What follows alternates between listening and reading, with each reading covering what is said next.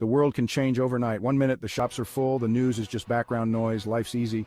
The next, the ATMs spit out apologies instead of cash, supply chains crumble, and panic sets in.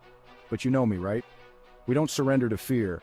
We prepare, we adapt. We'll equip you with 15 essential PREPS, your survival toolkit for weathering any storm. Are you with me? Then let's get started. Out here in the harshest environments on Earth, I've learned that hunger is a relentless enemy. Now imagine that same hunger gripping your city, your neighborhood. Supermarkets, once overflowing, are bare. Supply lines are cut. This is why a well-stocked pantry isn't just a good idea, it's your lifeline. We're talking about the long-haul champions: rice, beans, lentils, calorie-dense, nutrient-packed, and built to last.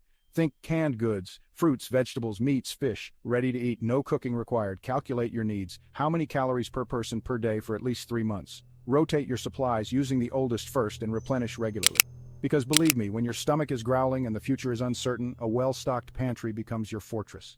I've traversed scorching deserts, climbed icy peaks, and pushed my body to the limit, but nothing compares to the raw, primal need for water. It's the essence of life, and in a crisis it becomes more valuable than gold. Now imagine the water mains failing, the taps running dry, bottled water vanishing from the shelves. First, stockpiling. Aim for 1 gallon per person per day for drinking, cooking, and hygiene. Store it in sturdy containers away from direct sunlight. Learn to collect rainwater. Invest in water filters, portable ones for on the go, and larger systems for your home. Master these skills, and you secure not just your water supply, but your health and well-being in a world gone dry.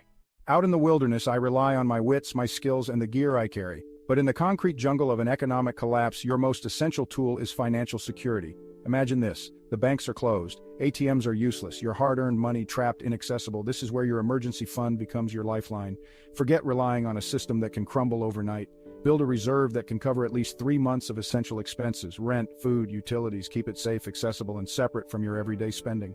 In an economic meltdown, your emergency fund is your safety net, your bridge to a more stable future. It's the one thing that can mean the difference between weathering the storm and being swept away by it. Chapter 4. Precious Metals, Ancient Safeguard in a Modern Crisis. I've carried my weight in gold across treacherous landscapes, not for its monetary value, but for its ability to start fires, signal for help, a lifeline in desperate times. Now imagine an economic meltdown. Paper money becomes worthless overnight. Banks fail, governments crumble. What endures? Gold, silver, the ancient safeguards. Investing in gold and silver isn't about getting rich quick. It's about preserving wealth, hedging against inflation, and ensuring a safety net when traditional systems fail. In an economic collapse, precious metals are your insurance policy, your link to stability in a sea of uncertainty. Chapter 5. From Garden to Table, Cultivating Independence When Supply Chains Collapse. I've foraged for sustenance in the most remote corners of the globe, relying on nature's bounty to survive. Now imagine a world where supermarkets are empty, supply chains are shattered, and your next meal isn't guaranteed. This is where the ability to grow your own food transforms from a hobby to an essential life skill. Start with easy-to-grow vegetables: tomatoes, lettuce, beans, herbs. Learn the art of composting, turning kitchen scraps into nutrient-rich soil.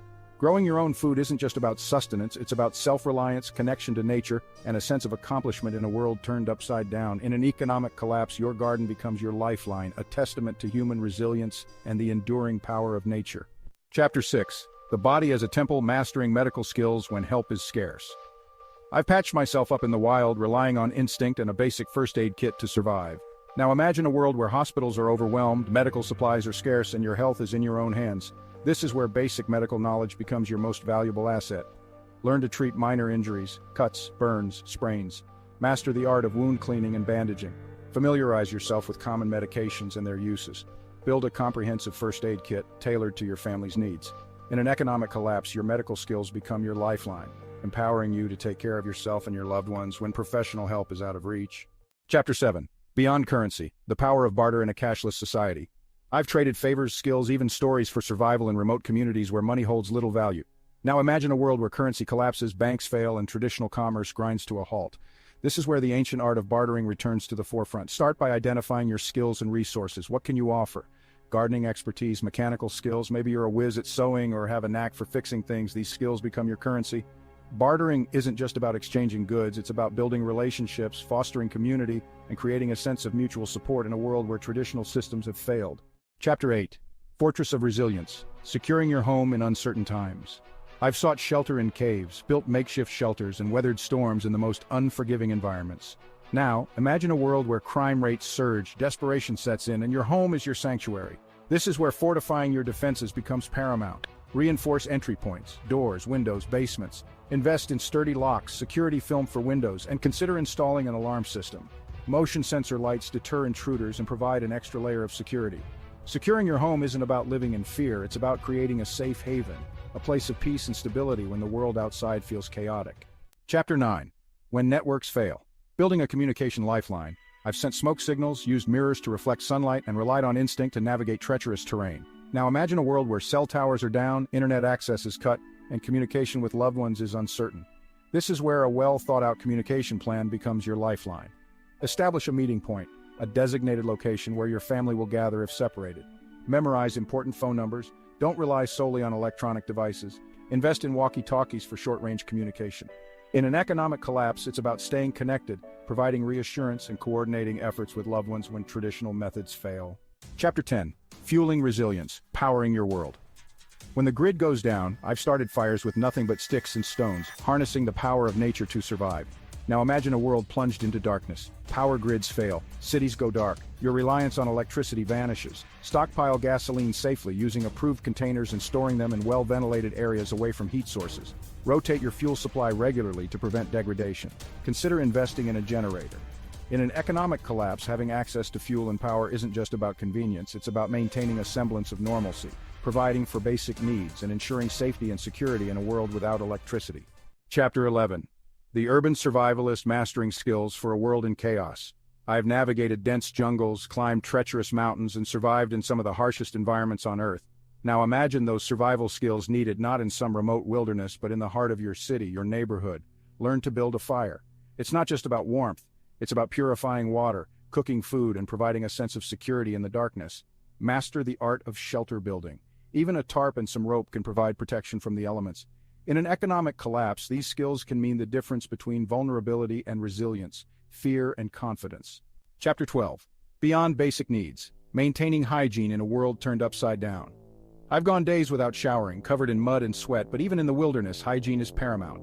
Now imagine a world where clean water is scarce, sanitation systems fail, and maintaining hygiene becomes a challenge. Stockpile soap, hand sanitizer, toothpaste, toilet paper, and other essential hygiene products.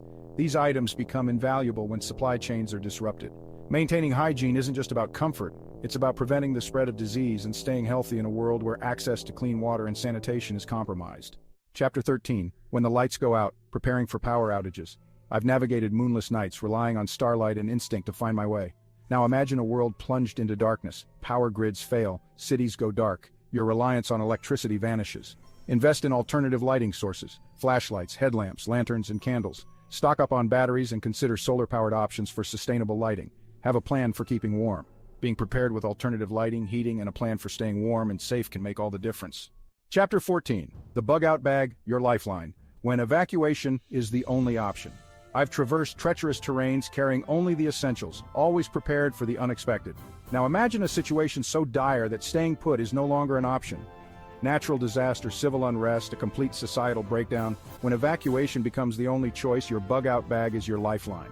Pack enough food, water, and essential supplies to last 72 hours. Include a first aid kit, fire starter, shelter, water purification tablets, a map, compass, and a multi-tool.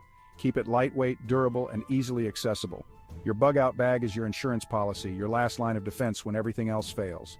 Chapter 15. Knowledge is power. Staying informed in an age of uncertainty. I rely on instinct, observation, and a deep understanding of my environment to survive.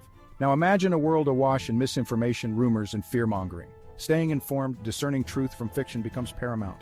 Diversify your news sources. Don't rely solely on mainstream media. Seek out independent journalists, alternative perspectives, and cross-reference information to form your own conclusions. Develop critical thinking skills. Question everything.